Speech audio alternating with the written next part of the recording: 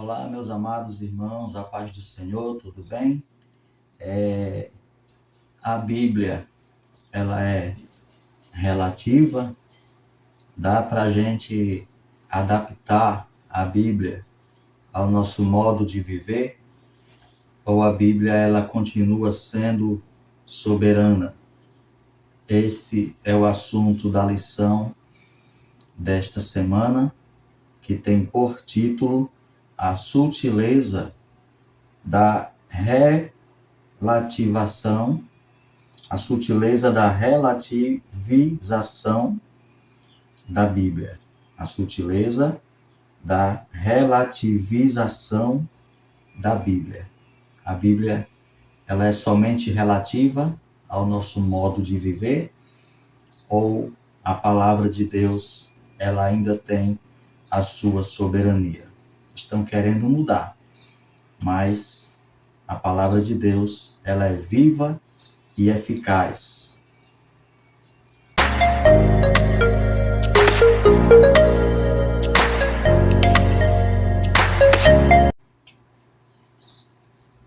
O textuário da nossa lição se encontra em 2 Timóteo, capítulo 3, versículo 16, que é uma passagem muito conhecida das pessoas que têm por hábito ler a palavra do Senhor, que diz o seguinte: toda a escritura divinamente inspirada é proveitosa para ensinar, para redarguir, para corrigir, para instruir em justiça. Então, toda a escritura divinamente inspirada, toda a Bíblia divinamente inspirada é proveitosa para ensinar, para redarguir, para corrigir, para instruir em justiça. Acima de tudo, a palavra do Senhor, ela é justa naquilo que está escrito, né? Não existe injustiça na palavra do Senhor. Por isso que o escritor da lição, na verdade prática, ele dá o seu parecer, dizendo: a Bíblia é a inspirada, a inerrante e a infalível palavra de Deus. Por isso não podemos relativizá-la, né? Ela não é relativa, ela não vai se adaptar ao nosso modo de viver, ao nosso bel prazer. Nós é que temos que se adaptar à palavra do Senhor. Lição 7 está prevista para o dia 14 de agosto de 2022, com esse tema bastante proveitoso e atual, já que essa sutileza, ela é uma realidade, está atingindo tanto no lado político, no Congresso, como também nas igrejas, entre os irmãos e entre os ministérios também, usando a palavra de Deus, querendo adequar a palavra de Deus à vida do homem. E não é assim que funciona, não é assim que a palavra ensina. Então, não é novidade para ninguém que a Bíblia sempre sofreu ataques. Não é novidade para ninguém. Desde o início da igreja, né? Desde o início, lá em Atos, a palavra de Deus, ela sofre os seus ataques, suas perseguições, mas a gente vê que tem se estreitado, né? Hoje não é diferente.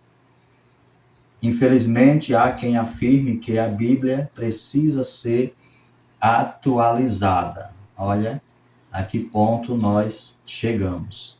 Tem alguém já fazendo coro para que a palavra do Senhor, a palavra do nosso Deus, seja atualizada.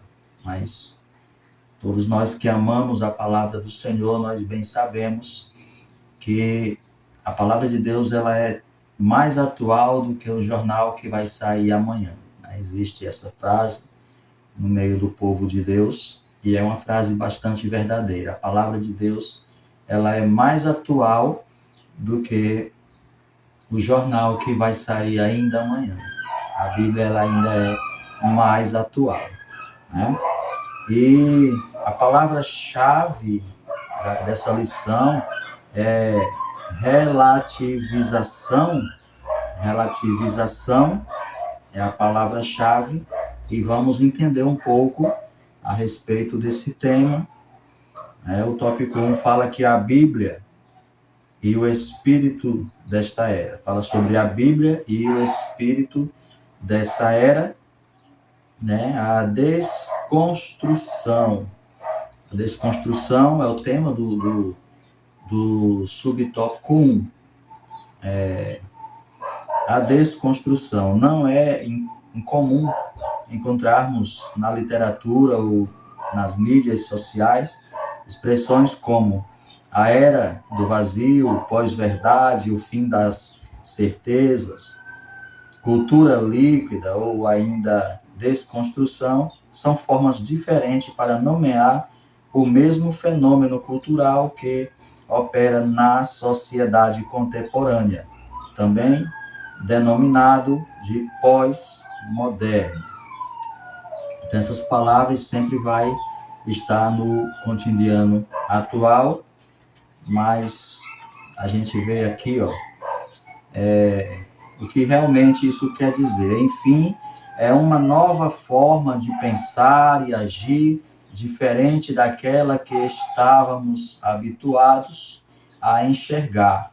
A consequência disso tudo é a relativização das escrituras, ou seja, como a gente já tem explicado, as pessoas querem adaptar a Bíblia, né, às suas próprias vidas. Ou seja, para essas pessoas, precisa-se de uma atualização nas Sagradas Escrituras.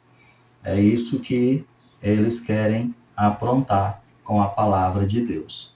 O relativismo é o tema do tópico 2. Dentro dessa nova configuração cultural, o relativismo é inevitável dentro dessa configuração. Não há valores perenes ou absolutos, tudo é relativo. Na verdade, há muito que o relativismo ético-moral vem se insurgindo na sociedade e de forma sorrateira na igreja. A gente nós já percebemos essa situação dentro das igrejas, né? Dentro das igrejas do Senhor. Então, é interessante, né? Não há valores perenes ou absolutos, né? Tudo é relativo. Ou seja, se está de acordo com o que eu penso, está correto. Se não está, aí eu não dou valor. É mais ou menos isso que querem implantar, né? Isso já funciona de modo sorrateiro dentro da igreja, né? A gente podia até aqui se aprofundar, dar exemplos, né? Tem coisas que acontecem na igreja que está bem relacionado a esse pensamento, né? Ou seja, se está de acordo com o que eu quero, com o que eu desejo, está tudo muito bem. E se não está, eu simplesmente não concordo e, infelizmente, as coisas vêm funcionando desse jeito, né? Bom, a gente vê aqui, não há mais parâmetro por meio do qual se possa dizer o que é certo e o que é errado. Tudo é relativo, né? Tudo, por esse pensamento que querem implantar, tudo é relativo. Aí eu volto a dizer, se estiver de acordo, então está correto. Não estando de acordo, né? Aí já não serve mais como base. Então, tudo é relativo. Naquilo que a Bíblia mostra, e a pessoa está de acordo, então, para ela, está tudo muito bem. Não estando de acordo, aí ela já não coloca em prática e já existe agora esse pensamento, né, de uma reforma na Bíblia, né, de uma adaptação para a sociedade atual, né? E isso, coisas profundas, né, coisas de Estado, coisas em que não é, digamos assim, uma coisa só de palavras, né? É coisas que eles querem levar para o lado do oficial, né? Que se torne oficial. Bom, então tudo é relativo, né? Isso significa dizer que qualquer julgamento depende do ponto de vista de quem julga ou analisa. Então, olha o perigo, né? O perigo que é esse pensamento. Né? No próprio julgamento, vai depender da pessoa que julga a situação. Né? Se ela achar que está certo, está certo. Se achar que está errado, está errado. Se a palavra de Deus estiver de acordo, está certo. Se não estiver, a palavra do Senhor é que está errada e não o pensamento, né, da pessoa. Então, por essa perspectiva, a Bíblia representa apenas mais um ponto de vista dentre vários outros. Né? Então, a Bíblia deixa de ser verdade absoluta, a palavra do Senhor deixa de ser verdade absoluta para ser só mais um pensamento, né? Só mais um ponto de vista, só mais uma coisa ali a agregar. Bom, então, o espírito desta era contribui para a desconstrução e relativização da Bíblia. No tópico 2, a Bíblia e o politicamente correto. Olha aí, politicamente correto, né? A Bíblia e o politicamente correto. A criação de uma narrativa é o tema do tópico 1, do subtópico 1 do tópico 2. Destruídos os fundamentos, que poderá fazer o justo. Destruídos os fundamentos, que poderá fazer o justo. Destruídos os fundamentos, que poderá fazer o justo. É uma pergunta que o salmista faz no Salmo 11 e no versículo 3, na versão NAA, está escrito assim, né? Destruídos os fundamentos, que poderá fazer o justo? Né? Se o justo ele age conforme os fundamentos da palavra do Senhor, se for destruído esses fundamentos, aí o justo não pode mais fazer nada, não há mais nada a fazer. Se aquilo que ele está fundamentado não tem mais valor nenhum, já foi destruído, então ele não tem mais o que fazer. Então, essa pergunta do salmista ecoa em nossos dias. Os fundamentos estão sendo destruídos, né? Estão sendo derrubados.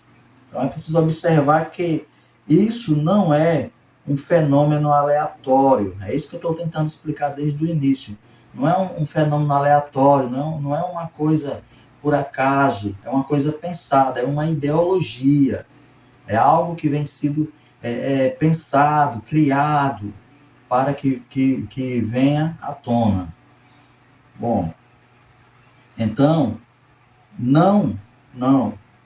Trata-se de uma natureza ardilosamente construída com o fim de desconstruir os valores cristãos e substituí-los por outros.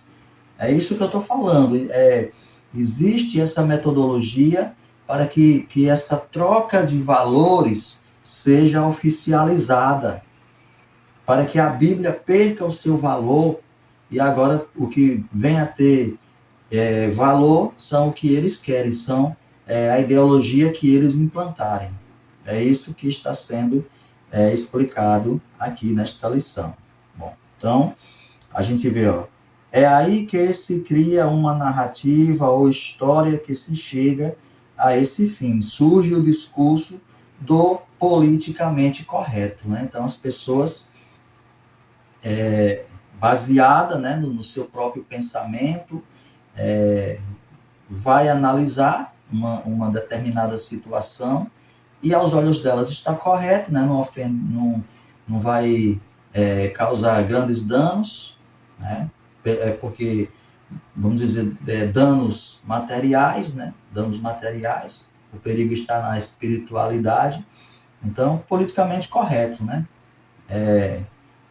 Mais ou menos isso daí que eles estão implantando. Que mais aqui, ó?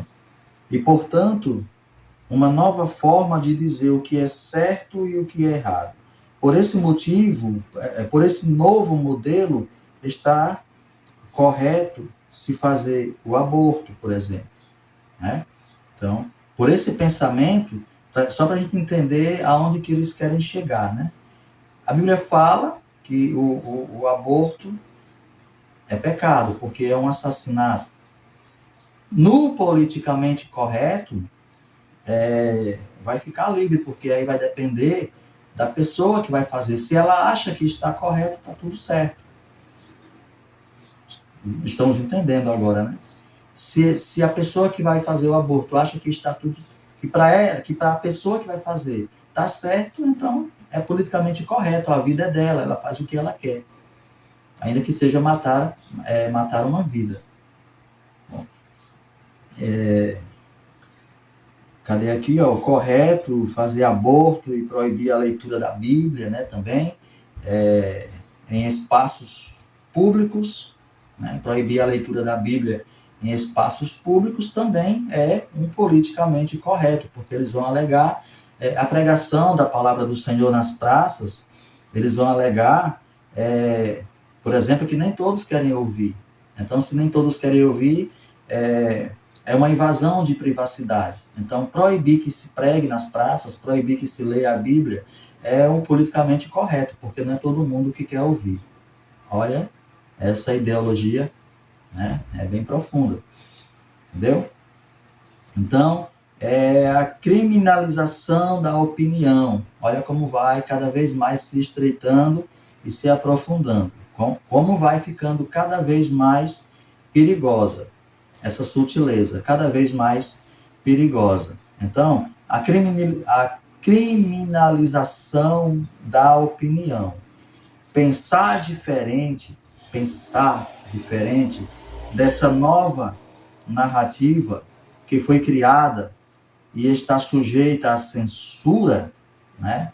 Pensar contra essa narrativa estar sujeito à censura. Está sujeito à censura. Então, na verdade, toda forma de pensar diferente dessas narrativas é criminalizada. Então, a gente já vê que aqui já se aprofundou mais. Então, se o irmão vai pregar na praça e alguém fala que não pode, e ele querer insistir, ele vai ser criminalizado, porque ele está querendo falar de uma coisa que nem todos querem ouvir. E nesse pensamento, isso é um abuso. Mas a gente já entende que é somente contra as verdades da palavra do Senhor, né? Então, na verdade, toda forma de pensar diferente dessa narrativa é criminalizada. Há, portanto, uma ditadura da opinião. As pessoas vão ter que pensar como eles pensam, né? No caso do aborto, por exemplo, ninguém vai poder dizer que a pessoa que faz o aborto está errada. A gente pode ser criminalizado se contrariar a opinião, né? Porque o politicamente correto é cada um faz o que quer da sua própria vida. Olha só o perigo que nós estamos correndo, né? Então, quem pensar diferente deve ser execrado e até mesmo punido. Então, é a ditadura do politicamente correto, né? Tem que se pensar e agir como eles ensinam. Se a gente não concordar, pode ser punido por uma opinião contrária ao que essa ideologia prega. Então, a ditadura do politicamente correto. Então, não há espaço para cristãos conservadores. Então, aí por isso que surge agora esse cristianismo mentiroso, né? Esse cristianismo que está de acordo, né, com essas ideologias demoníacas. Então, vem surgindo agora esse novo cristianismo, que, quem sabe, é o cristianismo que vai ficar aí na tribulação, né? Porque a igreja verdadeira, ela não vai ficar nessa situação, né, nesse tipo de coisas que não há concordância com a palavra do Senhor. Né? Deus não vai permitir que a sua igreja use uma Bíblia transformada ao bel prazer do homem. Então, há uma formação de narrativas a respeito da Bíblia para criminalizar a opinião ancorada nos antigos postulados da fé cristã. Então, isso vai ficando para eles ultrapassado, né? Vai ficando para eles insuportável, né? Quando a igreja prega contra as coisas que eles amam fazer, aí isso vai ficando insuportável, né? A gente tem aqui vários exemplos a dar, mas vamos deixar para lá, né? Então, o tópico 3 vai falar a respeito de um outro evangelho, a Bíblia e o outro evangelho. Então, uma nova metodologia. Mas o apóstolo Paulo ele já advertia, né, que se alguém viesse com outro evangelho, né, que fosse anátema, que fosse maldição. Né? O evangelho é aquele que ele pregou. Ele disse, ó, mesmo se eu mesmo vier com outro evangelho que não seja esse, né, não é para aceitar. Então, dentro da cultura pós-moderna, do politicamente correto, surge a necessidade de ressignificar a Bíblia. Ressignificar a Bíblia. Olha a sutileza.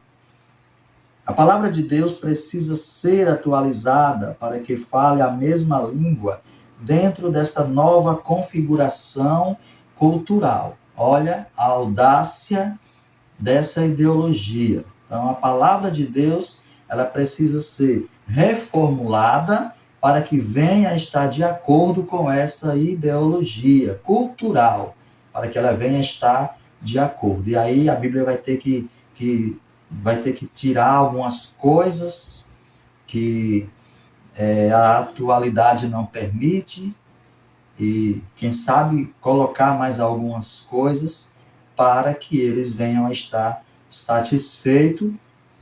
Mas a própria palavra do Senhor diz, né? Ai daquele, né? Quem tirar dessa palavra será tirado também, e quem acrescentar também será acrescentado. Então, esse novo evangelho, né?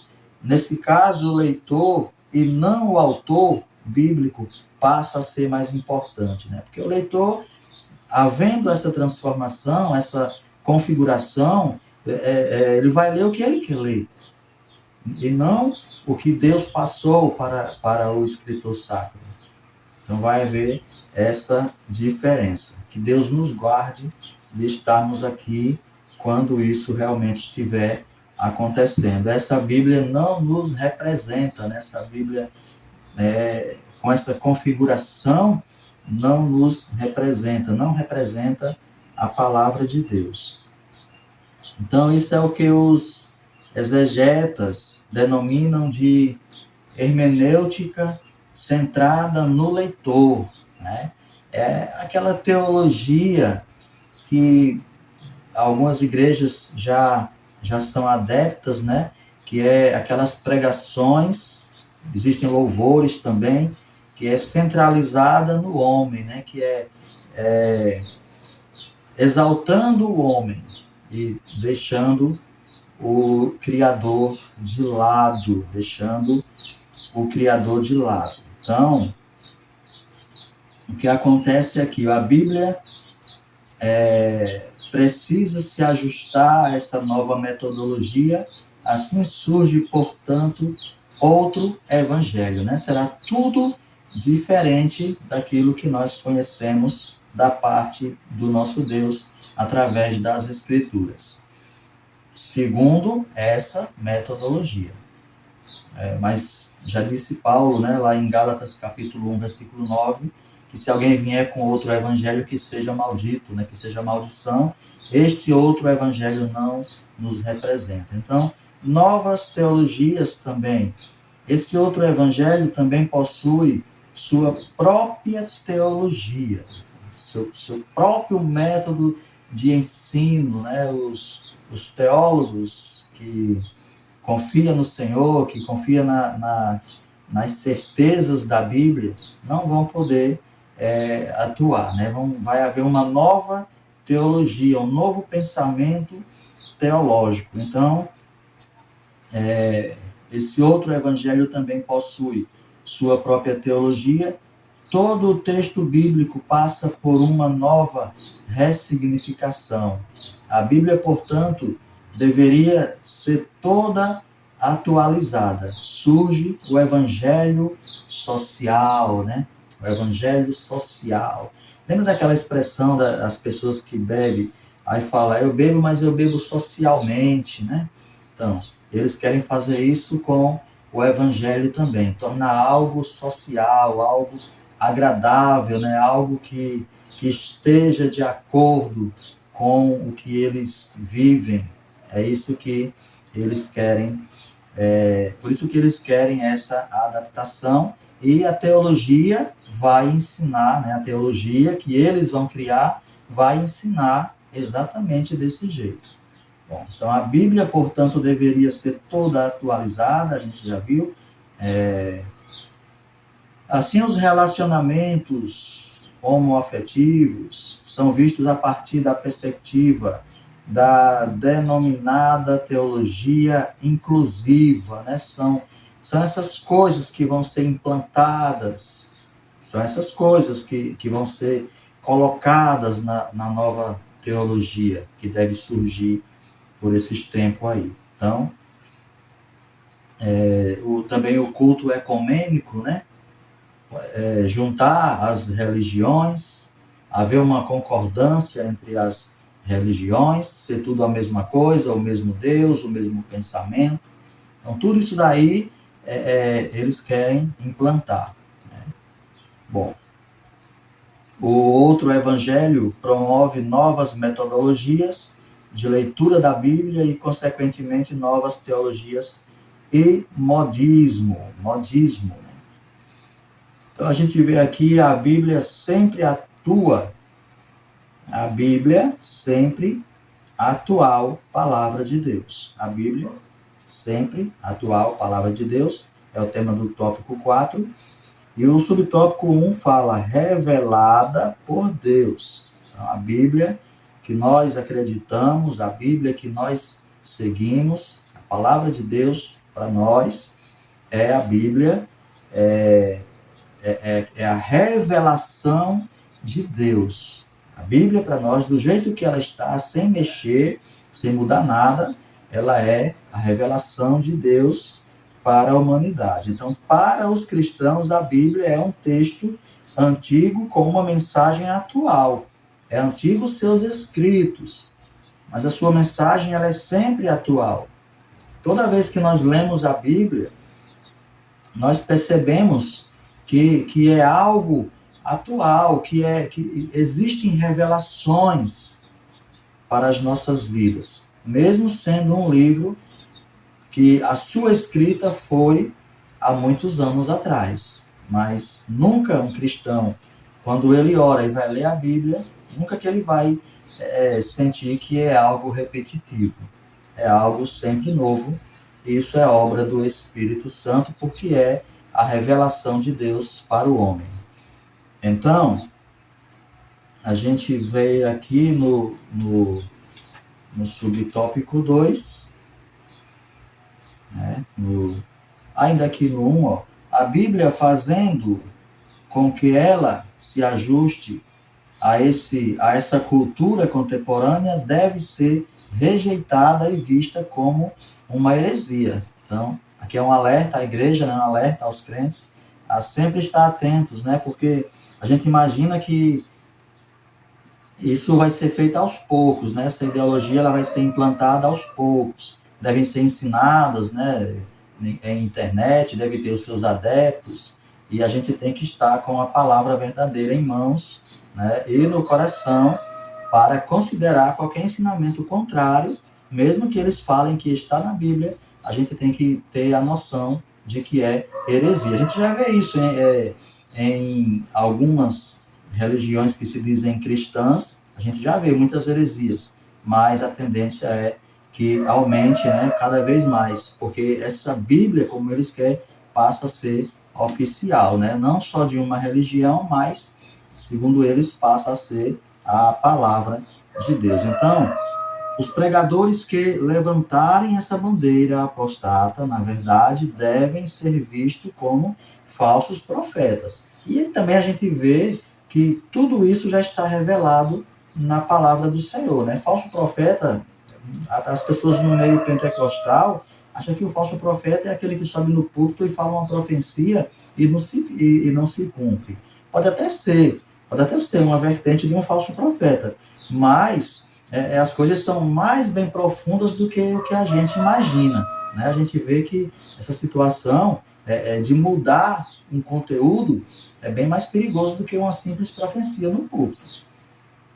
Então, agora a gente vê aqui o 2, subtópico 2 do tópico 4, inspirada por Deus, né? A palavra de Deus ela é inspirada por Deus, a Bíblia é a atual revelação de Deus, e isso significa que ela tem origem em Deus e por Ele foi inspirada, né? Todos os crentes sabem disso, todos os teólogos, todos os leitores, até os leigos, né? Até as pessoas que nem conhecem direito a palavra do Senhor, que nem conhecem direito a Bíblia, sabem que é a inspiração do próprio Deus, né? A revelação de Deus que inspirou os homens a escrever. Por isso que Paulo, o apóstolo, disse que toda a escritura é inspirada por Deus.